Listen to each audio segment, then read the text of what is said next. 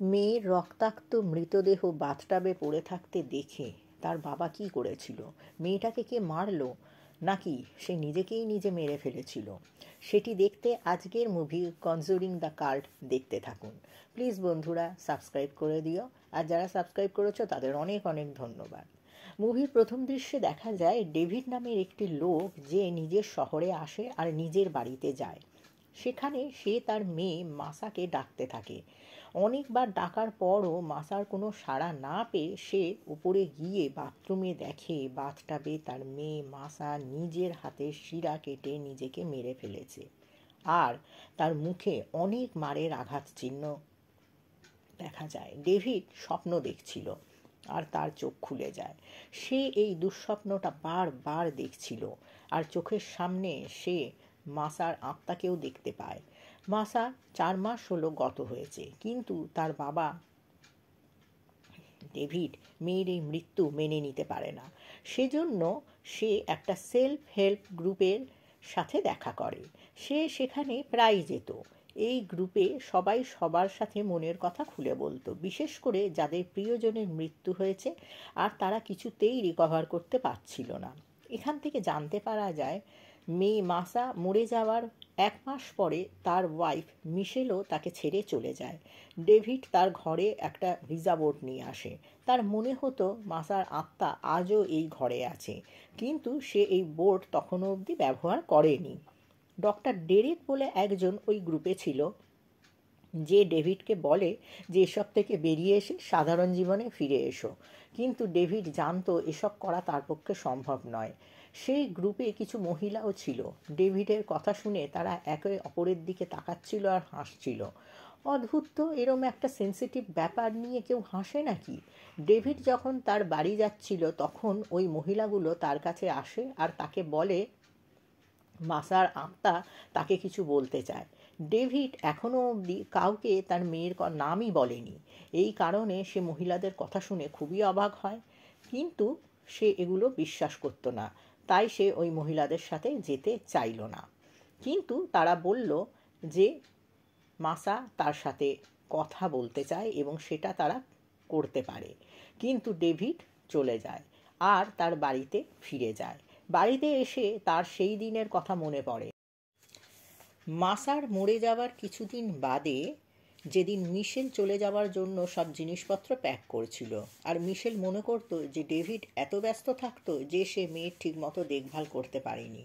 সেই জন্যই তার মেয়ে নিজেকে নিজে শেষ করে ফেলেছিল, আর তার মেয়ের মনে নিশ্চয়ই অনেক দুঃখ বেদনা ছিল। ডেভিড খুব ভেঙে পড়ে এসব মনে করে। সে তার পকেটে ফ্যামিলি ফটোটা রাখতো আর সেটা দেখত। হঠাৎ তার হাতের আঙুলে তীব্র ব্যথা হতে শুরু করে। সে ওপর থেকে কিছুর আওয়াজ শুনতে পায়। তখন সে তার মেয়ের ঘরে যায় এবং সেখানে সে তার মেয়ের আত্মাকে হেঁটে যেতে দেখে।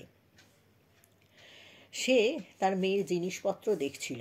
তার মধ্যে সে একটা আন্ডারগার্মেন্ট আর প্রাইভেট ডায়েরি পায়, যেখানে সে মাসার কন্দনরত অবস্থায় একটা ছবি দেখতে পায়, যেটা কি না তার মেয়ে ওই ডায়েরিতে ড্রয়িং করেছিল। আর একটা ফটো ছিল যাতে তার মেয়ে আর 4টে মেয়ের সাথে দাঁড়িয়ে আছে, এটা দেখা যাচ্ছিল। কিন্তু ওই 4টে মেয়ের মুখ স্ক্র্যাচ করে খারাপ করে দিয়েছিল কেউ। ডেভিড তাই এদের কাউকেই চিনতে পারল না। সেই ডায়েরিটা নিয়ে ডেভিড নিচে আসে, আর তখন মাসাকে আবার দেখা যায়। এবারে সে ডায়েরিটা পড়তে থাকে। তাতে মাসা লিখেছে যে তার সাথে খুবই বেকার আর আশ্চর্যজনকভাবে কিছু ঘটছে, কিন্তু সে বুঝতে পারছে না যে তার সাথে এগুলো কেন হচ্ছে, আর সে এগুলো কাউকে বলতেও পারছিল না। ডেভিড যখন এসব পড়ছে তখন তার মেয়ে কিন্তু তার বাবাকে দেখে যাচ্ছিল। এটা তো বোঝা যাচ্ছিল যে তার সাথে যেগুলো হচ্ছিল তাতেই সে ডিপ্রেসড হয়ে নিজেকে মেরে ফেলেছিল। ডেভিড রাতে যখন শোয় তখন ঘুমের মধ্যে আবার সে তার মেয়ে মাসার মৃত্যুটা দেখতে পায়। তার ঘুম ভেঙে যায় আর দেখা যায় মাসা তার দিকে ডায়েরিটা নিয়ে আসছে, কিন্তু ডেভিড যখন সামনে তাকায় তখন দেখে কিচ্ছু নেই। পরের দিন সে অফিসে গিয়েও মাসার ডায়েরিটা দেখতে থাকে। তাতে মাসার এক বন্ধু কেসির ফোন নাম্বার সে পায়। সে ওই নাম্বারে কল করে তার সাথে দেখা করতে যায়। কেসি বলে মাসা কারুর সাথে বেশি কথা বলতো না, অনেক কিছুর জন্য ও খুব চিন্তিত থাকতো, কিন্তু সব কিছু খুলে সবাইকে সে বলতে পারতো না। ডেভিড এবারে সেই ফটোটা দেখায়। কেসি বলে এই চারজনের কাউকেই সে চেনে না। এবারে সে ওই সেলফ হেল্প গ্রুপের ওখানে যায় আর বলে যে একদিন এরকম হবে যে সে সত্যি ঘুম থেকে উঠে তার মেয়েকে সামনে দেখতে পাবে। সে ভালোভাবে তার মেয়ের কেয়ার নিতে পারেনি। সে নিজেকে অপরাধী মনে করত। ডেভিড স্বপ্নের মধ্যে যা দেখত সে সেটা বারবার দেখতে চাইতো না। গ্রুপের সেই চার মহিলা ডেভিডকে আবারও বলে যে তার মেয়ে তাকে কিছু বলতে চাইছে। যদি ডেভিড চায় তাহলে তারাই ডেভিডের ঘরে যাবে। তারা শুধু ডেভিডকে হেল্প করতে চাইছে। ডেভিড বলে আমার বাড়ির অ্যাড্রেস কি তোমরা নেবে না? তারা বলে তারা জানে। ডেভিড বাড়িতে চলে আসে আর ঠিক তার পরেই ওই চার মহিলা কোথা থেকে যেন জাদুর মতো এসে যায়। ওই চারজন বাড়িতে ঢুকেই কিছু অদ্ভুত অনুভব করে। তারা শুনতে পাচ্ছিল কেউ যেন জোরে জোরে চেঁচাচ্ছে, কিন্তু ডেভিড কিছুই শুনতে পাচ্ছিল না। টেবিলের ওপর মাসার ডায়েরিটা দেখে একজন সেদিকে যাচ্ছিল। সেই সময় মিশেল তার কিছু জিনিসপত্র নেয়ার জন্য সেখানে চলে আসে। আর চারজন মহিলাকে দেখে সে ভুল কিছু ভেবে চলে যেতে চায়, কিন্তু ডেভিড বাইরে গিয়ে তাকে সব কথা বলে। কিন্তু মিশেল তার কোনো কথা বিশ্বাস করে না। ডেভিডকে নিজের খেয়াল রাখতে বলে সে ওখান থেকে চলে যায়। এরপর ওই চারজন মহিলা বলে যে ডেভিডকে মাসা কিছু বলতে চায়, কিন্তু তাদের জায়গায় ডেভিডকে যেতে হবে আর তার মেয়ের কোনো জামা কাপড় আর ডায়েরিটা নিয়ে যেতে হবে। ডেভিড তাদের ঠিকানা জানতে চায় যাওয়ার জন্য। তখন তারা বলে সব কিছু রেডি হলে তুমি নিজের থেকেই ওখানে পৌঁছে যাবে। ডেভিড খুবই হতাশ হয়ে পড়েছিল। সে রাগে মাসার ডায়েরিটা ছিঁড়ে ফেলেছিল। তারপর যখন শুতে যায় সেখানে দেখে মাসা খুবই চিৎকার করছে। ডেভিডের ঘুম ভেঙে যায়, অর্থাৎ সে স্বপ্ন দেখছিল আবার। এবার ওপর থেকে আবার তার মেয়ের ঘর থেকে আওয়াজ আসছিল আর আবার ডেভিডের আঙুলে ব্যথা শুরু হয়। সে ওপরে তার মেয়ের ঘরে যায়। তার মেয়ে তখন ড্রেস চেঞ্জ করছিল। তখন মাসা ডেভিডের সামনে চলে আসে। ডেভিড ভয় পেয়ে যায় আর ঘুম থেকে উঠে পড়ে, মানে সে স্বপ্নের ভেতরে স্বপ্ন দেখছিল। পরের দিন অফিসে গিয়েও সে তার মেয়ের কথা ভাবতে থাকে। আর ঠিক তখন সে তার অফিসের নিচে তিনজন রেড হুডেড লোককে দেখতে পায়, যাদের মুখ দেখা যাচ্ছিল না। সেই সময় কেসির কল আসে। সে বলে ডেভিড যবে থেকে মাসার কথা বলতে এসেছিল সেদিন থেকে সে অদ্ভুত সব স্বপ্ন দেখছে। আর তার মনে পড়েছে মাসা তাকে বলেছিল যে সে সেলফ হেল্প গ্রুপের কাছে যেত তার সাথে কি হচ্ছে সেটা জানার জন্য। কথা বলা শেষ হতেই কেসি দেখতে পায় সেই তিন রেড হুডেড লোকেদের, যারা তার বাড়ির নিচে দাঁড়িয়েছিল।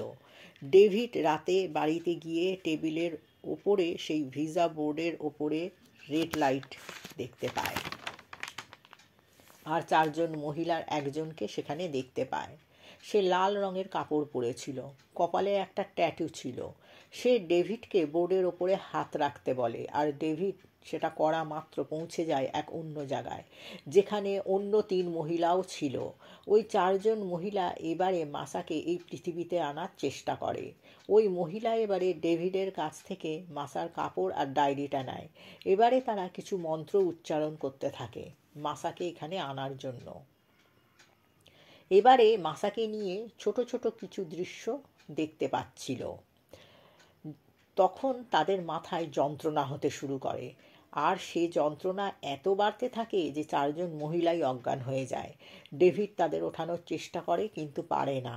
এবারে সে ডায়েরি আর মাসার জামাটা নেওয়ার চেষ্টা করে। তখন ডায়েরিটা একটা ফটোতে রূপান্তরিত হয়ে গেছে।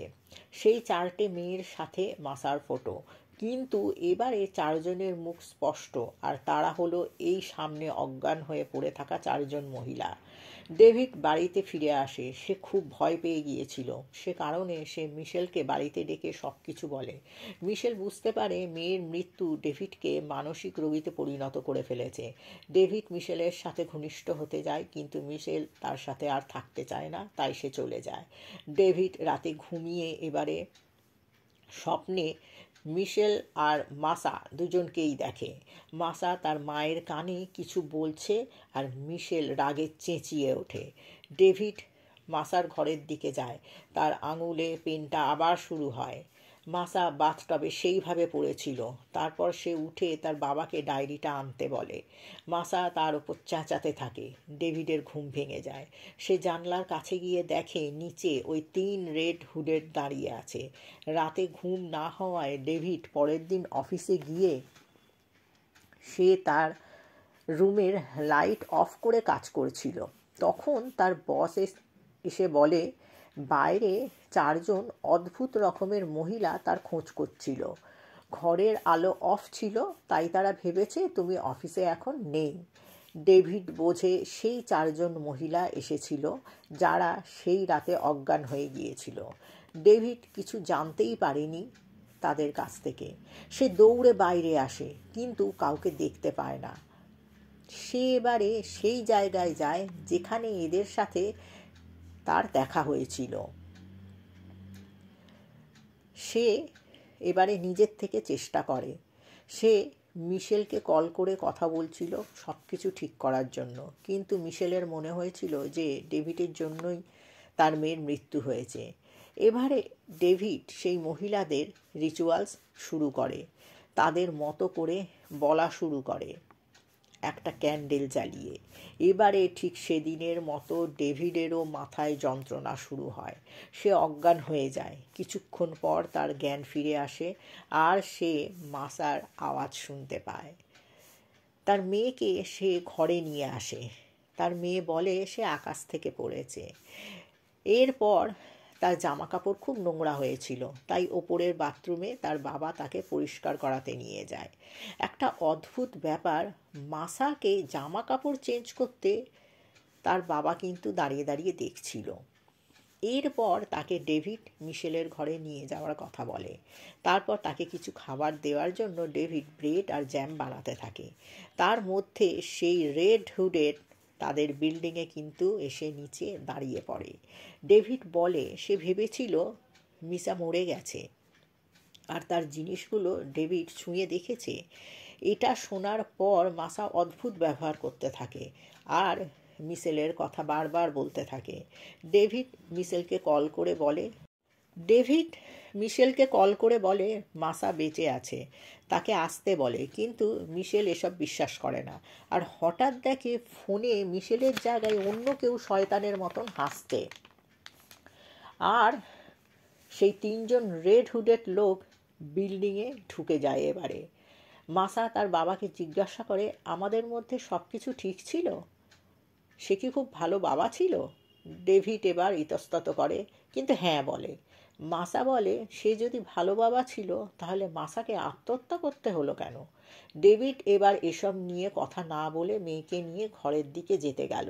এইবারে মাসা বলে তার সব কিছু মনে পড়ে গেছে। এবারে মাসার কথা থেকে বোঝা যায় ডেভিডকে প্রথমে বা এখনো অবধি যা দেখা যাচ্ছে তাতে সে মোটেই কোনো ভালো লোক নয়। সে ছিল একটা আস্ত শয়তান। আসলে সে তার নিজের মেয়েকে ফিজিক্যালি অ্যাবিউজ করত, আর এই জন্যই মাসা এরকম ভয় ভয় থাকতো। ডেভিড মাসার আন্ডারগার্মেন্ট নিজের কাছে রেখেছিল আর সে মাসাকে ড্রেস চেঞ্জ করতে দেখেছিল। মাসা কেসিকে এসব কথা বলতে চেয়েছিল, কিন্তু শেষ অবধি সে বলতে পারেনি। স্বপ্নে এই ডেভিড জানোয়ারটা দেখেছিল যে মাসা তার মা মিশেলের কানে কিছু বলছিল, কিন্তু মনে হয় তার মা সেটা বিশ্বাস করেনি। তাই মাসার ওপরই সে চিৎকার করেছিল। আর ডেভিডের হাতের আঙুলে যে পেনটা হতো সেটা হয়তো মাসাই কোনো এক শক্তি বলে করত। ডেভিড এবারে তার মেয়েকে জোর করে বাড়িতে নিয়ে যেতে চায়। বাইরে তখনও সেই লোকগুলো দাঁড়িয়েছিল। ডেভিড বুঝতে পারে না যে এরা কারা। এবারে মাসা ডেভিডের হাত ছাড়িয়ে বিল্ডিংয়ের ভেতরে ঢুকে পড়ে আর বলে এবারে একটা গেম খেলা হবে, তাকে খুঁজতে হবে। ডেভিড চেঁচিয়ে তার নাম ধরে ডেকে খুঁজতে থাকে। এমন সময় মাসা একটা কাঁচের বোতল দিয়ে ডেভিডের মাথার পিছনে মারে আর আবার সে পালিয়ে যায়। ডেভিড বাইরে আসে আর সেই তিনজনকে দেখতে পায়। একজনের মুখের ঢাকনা সে সরিয়ে দেয় আর তার মুখ দেখে ডেভিড ভয় পেয়ে ছিটকে পড়ে যায়, কারণ সেটা ছিল একটা মনস্টার আর খুবই ভয়ঙ্কর ছিল। সে আবারও বাড়ির ভেতরে ঢুকে পড়ে, কিংবা বলা যেতে পারে যে সে রিচুয়ালসটা করেছিল সেটার মধ্যেই সে ঢুকে পড়ে। এদিকে মাসাও তাকে খুঁজতে বলছিল। হঠাৎ মাসা ডেভিডের সামনে চলে আসে আর তার হাতে দেখা যায় একটা বড় ছুরি।